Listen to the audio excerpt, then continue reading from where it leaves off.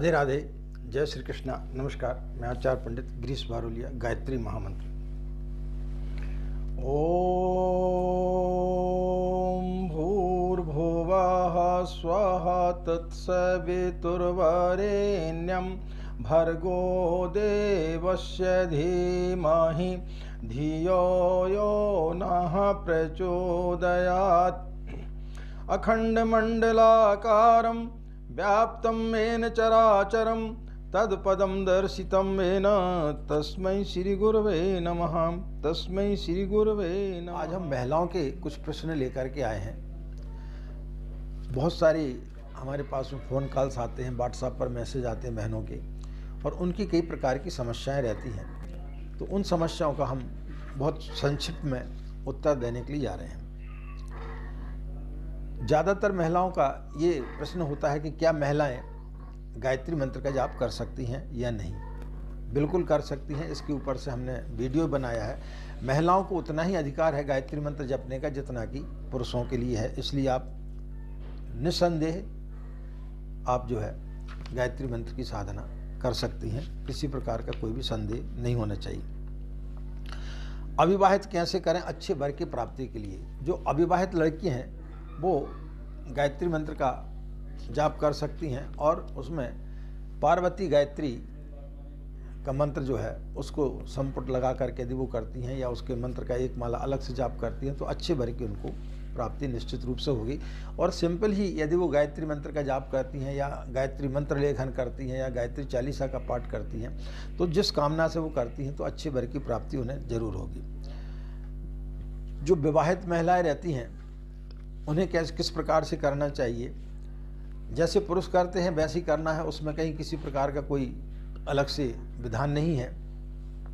हाँ, लेकिन जिनके छोटे छोटे बच्चे हैं उन्हें मानसिक रूप से जाप करना चाहिए, क्योंकि बार बार बच्चों को शौच आदि क्रिया कराना पड़ती है तो उसमें अशुद्धि ज़्यादा हो जाती है। क्या जनेऊ पहन सकती हैं? महिलाओं को भी यज्ञोपवीत धारण करना चाहिए। बस ये उनको ध्यान रखना है कि जब वो अशुद्धि अवस्था में रहती हैं उस समय उसको बदल करके जब शुद्धि अवस्था में आए फिर से दूसरा जनेऊ उनको धारण कर लेना चाहिए। कब कब साधना करें? साधना करने का नियम हमने बताया। ब्रह्म मुहूर्त में, दोपहर को और सायंकाल सूर्यास्त के आधा घंटे के बाद तक आप साधना कर सकती हैं। कौन सी साधना ज़्यादा लाभदायक होती है? साधना किसी भी प्रकार की हो, व्यक्ति का मन लगना चाहिए। आप गायत्री मंत्र का जाप कर सकते हैं, आप पंचाक्षरी मंत्र का जाप कर सकते हैं, आप मंत्र लेखन कर सकते हैं, आप गायत्री चालीसा का पाठ कर सकते हैं। वो आपकी समय और सुविधा के आधार पर है। जैसे आपके पास में समय सुविधा हो उस आधार पर आप कर सकते हैं। क्या नित्य पूजा में ब्रह्मचर्य का पालन करना अनिवार्य है? बिल्कुल अनिवार्य नहीं है। नित्य जो अपन पूजा करते हैं, 1 माला 2 माला 3 माला का जो जाप करते हैं उसमें किसी प्रकार का कोई भी ब्रह्मचर्य पालन करने की आवश्यकता नहीं होती है। हाँ, लेकिन जब आप कोई लघु अनुष्ठान या 1.25 लाख का अनुष्ठान या पुरुष चरण कर रहे हैं तो उस समय आपके लिए जो है ब्रह्मचर्य का पालन करना आवश्यक होता है। यदि घर में अन्य सदस्य मांसाहारी हों तो ऐसी स्थिति में क्या किया जाए? अब घर में यदि कोई अन्य लोग मांस भक्षण करते हैं, बस आप ना करें, दूसरे लोग करते हैं तो उसमें कहीं कोई दिक्कत नहीं है। आप जो है अपनी साधना को चालू कर रख सकते हैं। क्या पूजा कक्ष में शयन कक्ष एक ही हो तो चलेगा? पूजन कक्ष में पति पत्नी को साथ में नहीं सोना चाहिए। पूजा कक्ष अलग होना चाहिए और शयन कक्ष अलग होना चाहिए, क्योंकि उसमें किसी प्रकार की कोई भी गंदगी ना हो तो ठीक रहेगा। इसलिए पूजन कक्ष आपका अलग होना चाहिए। घर में सुख शांति आए, इसके लिए गायत्री साधना कैसे करें?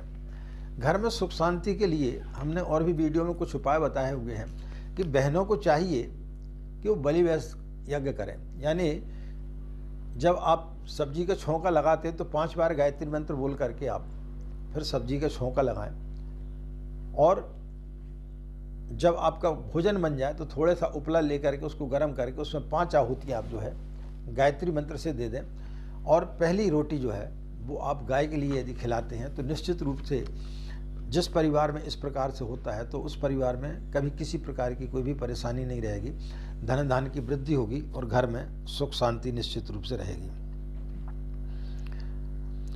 क्या महिलाएं भी कर्मकांड करा सकती हैं? बिल्कुल करा सकती हैं। आपने देखा होगा बड़े बड़े अश्वमेध यज्ञ जो हुए हैं पूज्य गुरुदेव ने के माध्यम से, उनमें ब्रह्मवादिनी बहनों ने जो है अश्वमेध यज्ञ के कर्मकांड कराए हैं। और जितने भी गायत्री परिवार से जुड़ी हुई जो बहनें हैं वो दीप यज्ञ कराती हैं, यज्ञ कराती, सभी कर्मकांड कराती हैं। सभी कर्मकांड आप करा सकते हैं, किसी प्रकार का उसमें कोई आपको संदेह नहीं करना चाहिए। अनुष्ठान के क्या पति व बच्चों की लंबी उम्र की कामना के लिए भी गायत्री साधना की जा सकती है? आप गायत्री साधना जिस घर में होती है, जो निरंतर जिस घर में गायत्री की साधना होती है, वहाँ वैसे ही दीर्घायु लोग होते हैं, वहाँ पर किसी प्रकार की कोई भी परेशानी नहीं आती है। तो यदि आप गायत्री की साधना करते हैं, बीच बीच में आप अनुष्ठान इत्यादि करते रहते हैं, तो आपके घर में निश्चित रूप से सुख शांति रहेगी। मानसिक जाप कब और कैसे करें? मानसिक जाप आप कभी भी कर सकते हैं, उसके लिए कोई बंधन नहीं है। चलते फिरते, उठते बैठते, बगैर नहाए धोए भी आप मानसिक जाप गायत्री का कर सकते हैं। क्या साधना के लिए स्नान करना आवश्यक है? हाँ, आप यदि पूजन कर रहे हैं, पूजा स्थल पर बैठ करके माला से यदि आप जाप कर रहे हैं, तो बगैर स्नान किए आपको नहीं करना चाहिए। आपको पवित्र होकर के ही, आपको स्नान करने के पश्चात ही आपको पूजन करना चाहिए। जिनके छोटे बच्चे हों वो क्या करें? जिनके छोटे बच्चे होते हैं, हमने इसके पहले ही बताया प्रश्न में कि उनको जो है वो मानसिक जाप करना चाहिए या पंचाक्षरी मंत्र का जाप कर लेना चाहिए। जब बच्चे बड़े हो जाएं तब फिर जैसे अनुष्ठान इत्यादि करते हैं तो वैसा आप उस समय कर सकते हैं, क्योंकि सारी समस्याओं से आप जो है मुक्त हो जाते हैं, तो वैसा आप कर सकते हैं। कौन से वस्त्र पहनना चाहिए? पीले वस्त्र धारण करके यदि आप गायत्री की साधना करते हैं तो ज़्यादा लाभकारी होता है। ब्रह्म मुहूर्त में पीले कपड़े पहन करके, पीली साड़ी आपको पहनना चाहिए तो अच्छा रहेगा। और यदि पीला कपड़ा नहीं है तो एक पीला दुपट्टा ओढ़ कर भी आप बैठ सकते हैं। किस माला से का प्रयोग करें? चंदन या तुलसी की माला का प्रयोग करना चाहिए, रुद्राक्ष की माला का इसमें प्रयोग नहीं करना चाहिए। कैसे पता चले कि गायत्री मंत्र फलित हो रहा है? जब आप गायत्री मंत्र जपना प्रारंभ करेंगे तो कुछ समय के पश्चात आप देखेंगे कि आपके घर में जो ग्रह कलेश चल रहा था वो धीरे धीरे समाप्त हो रहा है। आपके बातों में एक आकर्षण आ जाता है। आप जब किसी व्यक्ति से, पहले आपके परिवार में जो प्रस्ताव रखते थे वो कोई नहीं मानता था, लेकिन उसके बाद आपकी बातों पर को महत्व दिया जाने लगेगा। आपके आसपास के जो लोग हैं वो आपसे प्रभावित होंगे। ऐसे बहुत सारे क्रिया हैं जो जब आप गायत्री मंत्र का जाप करेंगे तो बहुत सारी घटनाएं ऐसी घटेंगी जिससे कि आपको भी समझ में आएगा कि अब हमारे अंदर कुछ परिवर्तन आ रहा है। जैसे व्यक्ति क्रोध करता है तो वो क्रोध उसका धीरे धीरे खत्म हो जाएगा, ईर्ष्या का भाव खत्म हो जाएगा, ये सारी चीज़ें होना प्रारंभ हो जाती हैं। शादी के बाद यदि वहाँ गायत्री की साधना ना करें, यानी कई बहनों का ये रहता है कि हमारी जब शादी हो जाती है लेकिन वहाँ पर लोग जो है गायत्री को नहीं मानते। अब ऐसी स्थिति में हम क्या करें? यदि कोई परेशानी जाती है तो आप मानसिक गायत्री मंत्र का जाप कर सकते हैं, उसमें किसी को पता भी नहीं चलता। आप गायत्री का मानसिक जाप करिए, उसमें कहीं कोई दिक्कत नहीं है। तो इस प्रकार के कुछ प्रश्न हैं जो आज हमने बहनों की समस्याओं का समाधान किया। आशा है उनको अपनी समस्याओं का समाधान इस वीडियो के माध्यम से जरूर मिला होगा। इन्हीं कामनाओं के साथ में कि आप लोगों का दिन मंगलमय हो, आप लोग खुश रहें, मस्त रहें। माँ गायत्री की असीम कृपा इसी प्रकार आप लोगों पर बनी रहे। हमें आज्ञा दें। नमस्कार। ओम शांति।